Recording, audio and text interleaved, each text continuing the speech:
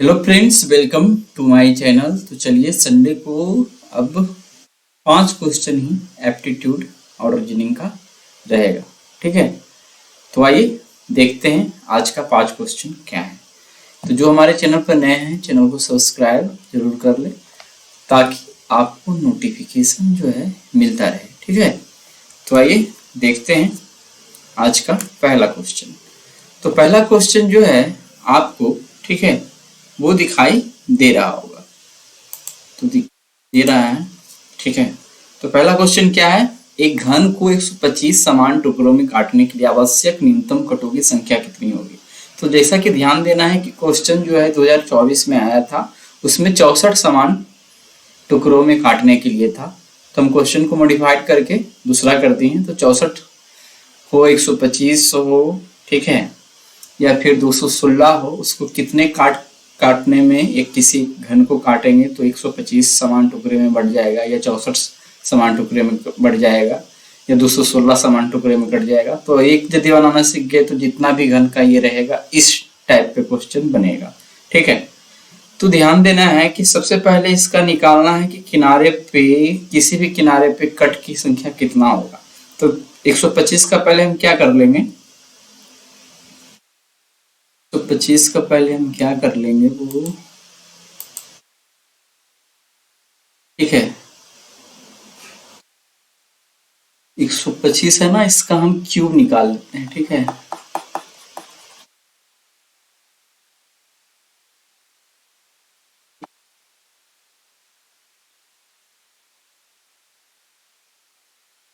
लिखाएगा, इससे लिखा रहा है तो ठीक से नहीं लिखा रहा, उस वक्त लिखा रहा था। हाँ ठीक है, इससे भी लिखा रहा है। ठीक है, तो क्या करना है, 125 का यदि हम, ठीक है, 125, चलिए कहीं और लिखते हैं, लिखा नहीं रहा है इससे, फिलहाल छुटा हुआ है। हाँ, 125 है, इसका यदि हम घनमूल निकाल लें तो कितना होगा, 5 होगा।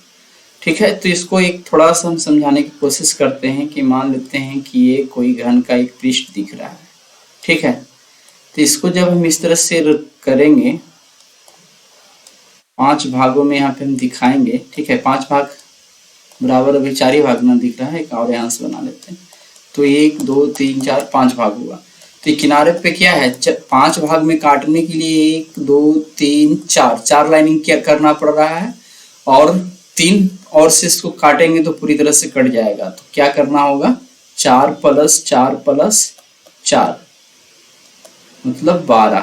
टोटल कितना क्या करना पड़ेगा, चाकू से किसी स्लाइस को, मान लेते हैं पनीर का एक स्लाइस है, पूरी तरह से घन के रूप में, उसको 125 टुकड़े में काटना है।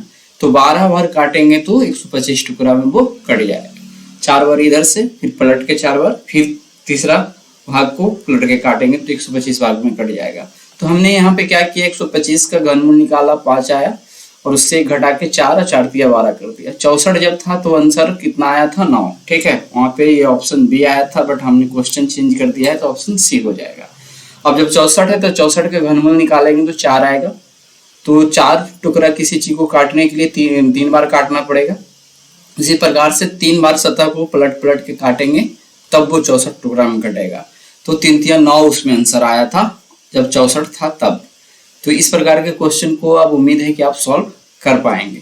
ठीक है, तो यदि वीडियो अच्छा लग रहा हो तो क्या है, वीडियो को लाइक कर दीजिएगा और चैनल को सब्सक्राइब और वीडियो को शेयर जरूर कीजिएगा। आइए देखते हैं दूसरा क्वेश्चन क्या है। क्या बोल रहा है, व्यंजक 5 4 3 सब वो स्टार की जगह पे गुना समझना है। नहीं, एक सिंबल है सिर्फ। ठीक है, स्टार को x में से प्रत्येक को अधिकतम 2 बार चुना जाता है। तो ये क्वेश्चन हमने यहाँ पे गलती कर दिया है, कुछ टर्म छूट गया है, तो पूरी तरह से हमने देखा नहीं उस वक्त।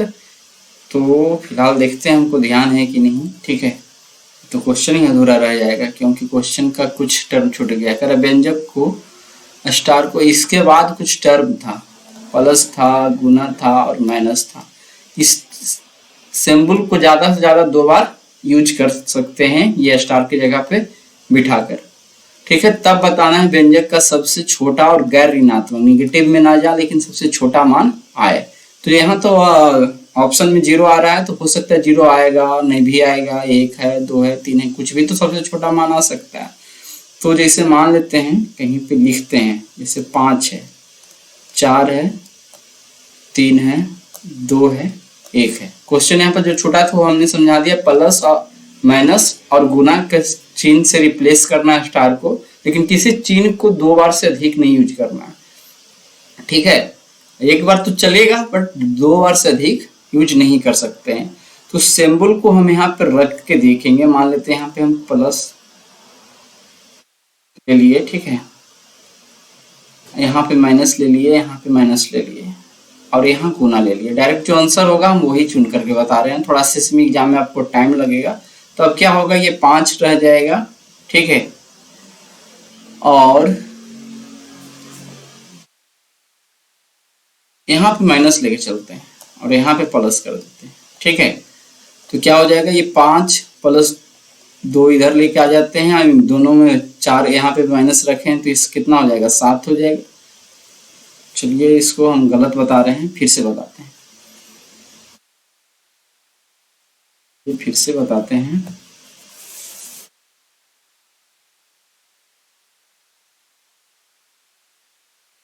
चलिए फिर से बताते हैं इसको, थोड़ा सा इस क्वेश्चन में गलती था तो और भी गलती हम कर रहे हैं। लिखिए, हाँ यहाँ पे लिखते हैं 5 4 3 2, ठीक है, और 1 है।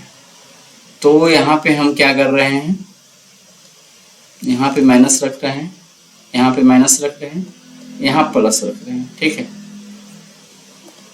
यहाँ पे क्या कर रहे हैं, प्लस रख रहे हैं, यहाँ पे हम प्लस रख रहे हैं और यहाँ गुना रख रहे हैं।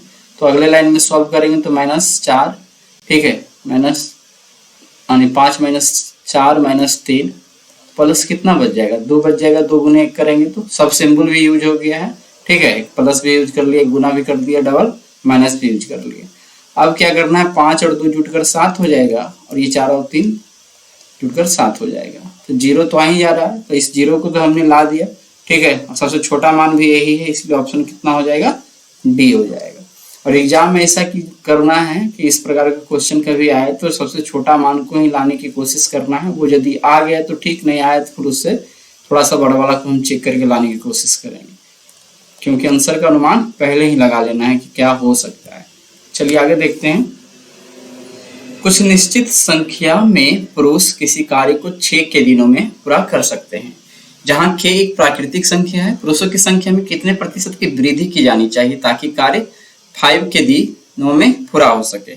तो ध्यान देना है, ऐसे क्वेश्चनों को हम मान के बना लेते हैं कि 6 के दिन में काम हो रहा है, जिसको मान लेते हैं 100 व्यक्ति कर रहा था, ठीक है। कि एक हम निश्चित संख्या अंक ही ले लेते हैं कि 2 क्या वेरिएबल लेने में बनाने में दिक्कत होता है, इसलिए हम कोई कांस्टेंट संख्या मान लेते हैं कि 100 व्यक्ति मिलकर 6 के दिन में कोई काम कर लेता है, ठीक है। अब बराबर में इसको इक्वेट करेंगे, क्योंकि नियम तो सब जानते हैं, इसको बनाना कैसे है। तो 5 के दिनों में करना है, लेकिन कह रहा है कि कितने प्रतिशत वृद्धि करना है, पुरुषों की संख्या में कितना बढ़ाना है। तो 100 व्यक्ति पहले से था, ठीक है, मान लेते हैं कि बढ़ गया 100 प्लस कितना, x बढ़ गया, x रखें, अच्छा ओके है तो कोई दिक्कत नहीं, x रख सकते हैं, x बढ़ गया, मतलब ये 100 था, 110, 115, 120 कुछ होगा, जो भी ऑप्शन में है आ ही जाएगा। तो ये कितना हो जाएगा, 600 के हो जाएगा, ठीक है। बराबर इधर पहले सॉल्व कर लेते हैं, ये कितना हो जाएगा, 500 के हो जाएगा, ठीक है। और यहाँ x लिए है ना, तो 5k और x भी हो जाएगा, ठीक है। अब ये 500 आगे घट जाएगा तो 100 के बच जाएगा, ठीक है, 100 ही रखिए, ये नहीं रहेगा, बट्टा कर लेते हैं, ये 5 क्या इधर आ जाएगा और k को भी ले आते हैं, तो इधर सिर्फ x बचेगा और x ही तो निकालेंगे तो वो प्रतिशत जो था वो निकल जाएगा। तो यहाँ से k से k खत्म होगा, b बचे क्या हो जाएगा, 100, ठीक है। तो 20% और बढ़ाना, यानी 100 मजदूर काम कर रहा था मान,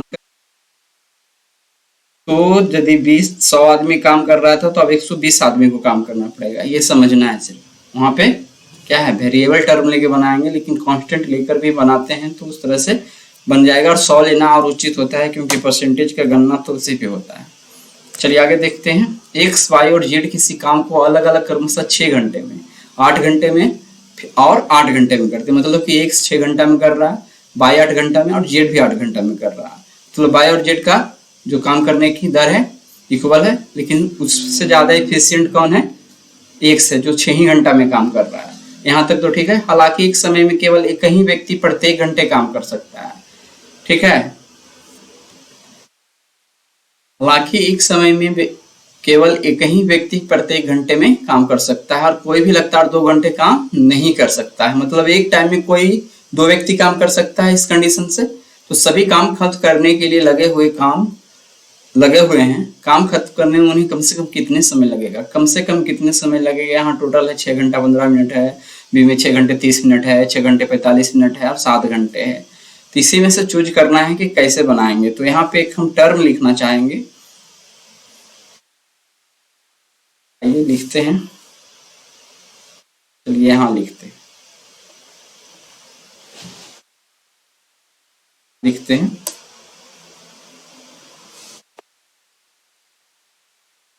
यहाँ लिखते हैं। अच्छा, 1 2 3 4 5 6 और 7, ठीक है। लास्ट ऑप्शन 7 घंटा तक हम इस पे चेक करते हैं। मान लेते हैं पहला घंटा जो है क्या है? एक्स काम किया, ठीक है। पहला घंटा जो है एक्स काम किया, सबसे ज़्यादा एफिशिएंट है तो सबसे पहले इसी को लगाएंगे। फिर अगले घंटे वाई काम किया, ठीक है। फिर को एक्स को हम लगा सकते हैं, क्योंकि एक व्यक्ति लगातार काम तो नहीं कर सकता, लेकिन वाई करके गए, फिर को एक्स को लगा देते हैं।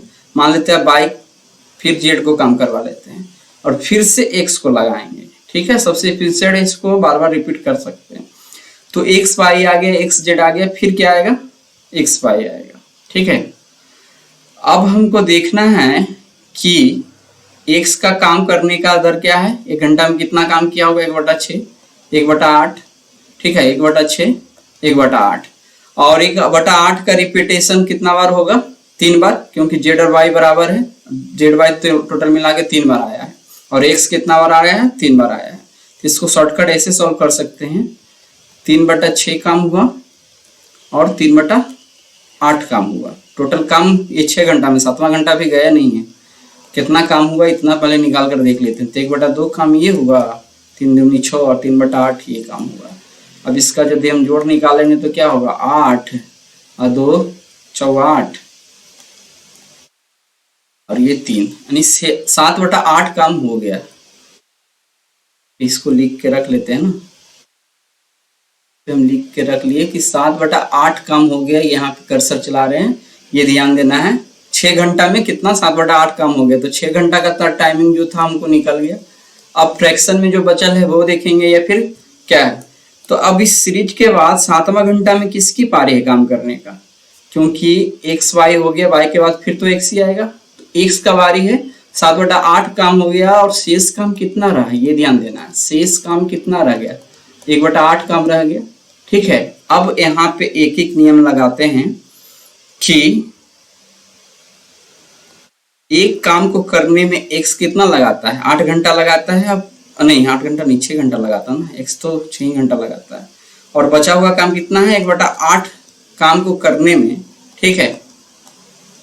ये यानी एक्स कितना टाइम लेगा? तो ये 1/8 और 6 को सब जब हम कैलकुलेशन करते हैं, चलिए यहाँ पे लिखते हैं, तो 0.75 घंटा आता है। और 0.75 घंटा को जब मिनट में बदलेंगे तो उसको हम कितना से गुना करेंगे? 60 से। तो ये आ जाएगा 45 मिनट, ठीक है।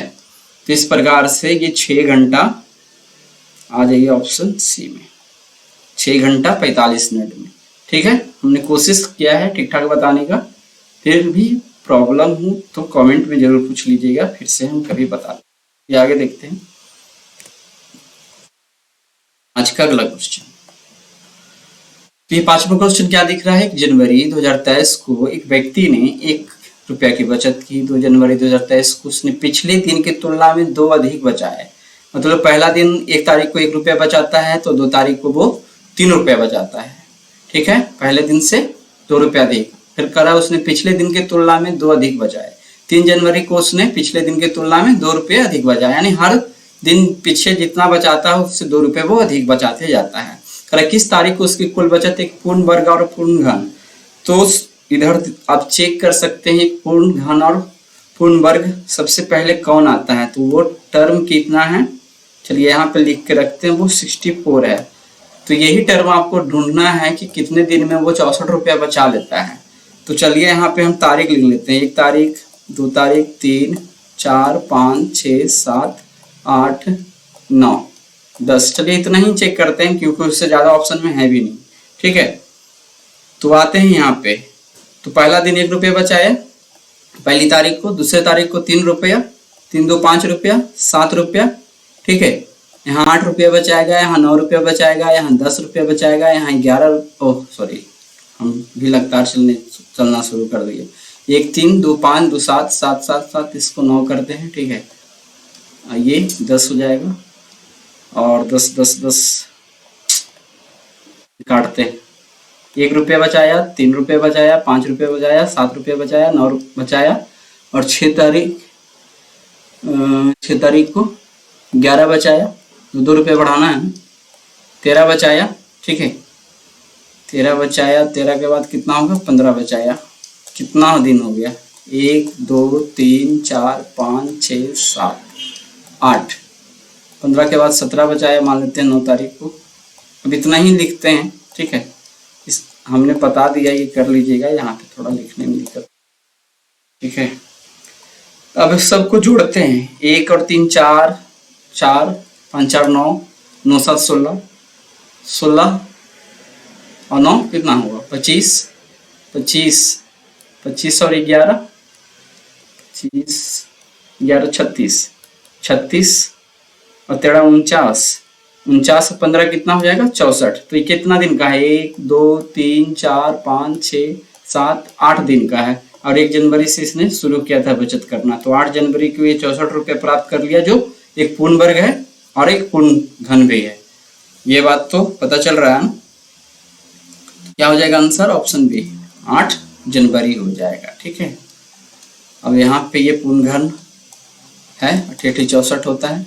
ठीक है, यहाँ पे लिखते हैं 8 गुने 8 है और 4 को 3 बार गुना करते हैं तब पर भी 64 है। तो एक पूर्ण घन भी है और एक पूर्ण वर्ग भी है। ठीक है, तो ये था आज का 5 क्वेश्चन। कोशिश करेंगे अगले बार से 10 क्वेश्चन कर दें, क्योंकि 5 क्वेश्चन ज़्यादा टाइम भी नहीं है, 5 क्वेश्चन नहीं देखना है। और जो ज़्यादा एक्सेप्शनल टाइप का क्वेश्चन रहेगा वो अवॉइड करेंगे। इसमें कुछ इजी टाइप का भी क्वेश्चन था, उधर टाइम एंड वर्क का क्वेश्चन था, यही था। ठीक है, ये सब क्वेश्चन भी कुछ हार्ड नहीं है। ठीक है, तो चलते हैं, आज भर के लिए इतना ही रहने देते हैं। मिलते हैं अगले दिन कल हिस्ट्री के प्रीवियस ईयर्स क्यूज के साथ। ठीक है, तो ये जो क्वेश्चन है कुछ मॉडिफिकेशन के साथ नए क्वेश्चन, यानी कि पहले वाले पैटर्न पर ही रहेगा, जरूरी नहीं है कि प्रीवियस ही रहेगा, लेकिन क्वेश्चन कुछ वैसा ही रहेगा। ठीक है, तो इसी प्रकार से हमारे चैनल पर बने रहे, वीडियो को देखते रहे। धन्यवाद।